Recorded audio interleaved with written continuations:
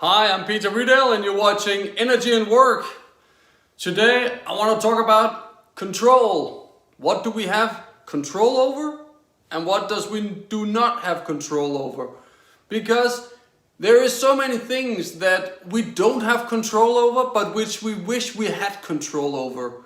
Everything from the weather, corona, our reaction of our spouse or our boss or our kids. We wish that we knew what they were going to do or even that we could control it, but it is all outside our autonomy of control. We cannot control it. And so we should not so much be affected by what they do, what they say, or what happens, as we should be concerned about what we think about what they do or with what they say or with what happens to us. There is a very big difference between the action and what we think about the action. And the action or what happens, we have no control over. In a moment, anything can happen. And I cannot control it. Most likely I cannot control it. What I think about it, I have a lot of control over.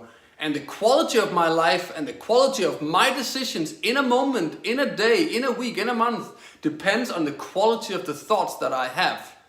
And so it is a habit for me to always, instantly, again and again and again and again, hundreds of times in a day, ask myself, what do I think about this?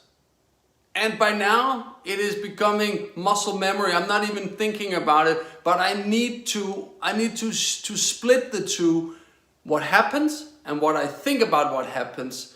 I need to delay my reaction. I need to delay my response. Half a second, a whole second, 10 minutes, an hour. I cannot allow myself to be dictated to react on what happens. I must focus on what I think about what happens, because this action, what happens, most likely it doesn't hurt me or doesn't impact me personally.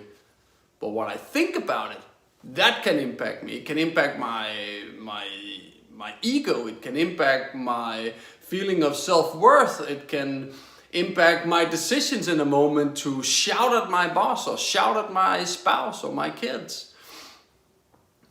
It is here we come back to self-discipline, to have that control over yourself, to distinguish between the two, the action and my thoughts about the action, so that I can choose the right response, because it is what I do. That's the only thing I can control, nothing external.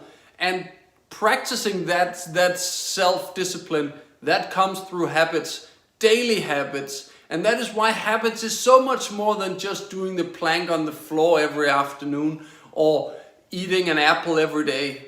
No, it is more fundamental. It is a rewiring of the brain, and it will affect you personally. It will affect your family life. It will affect your career. It will in your volunteer organization where you spend your time.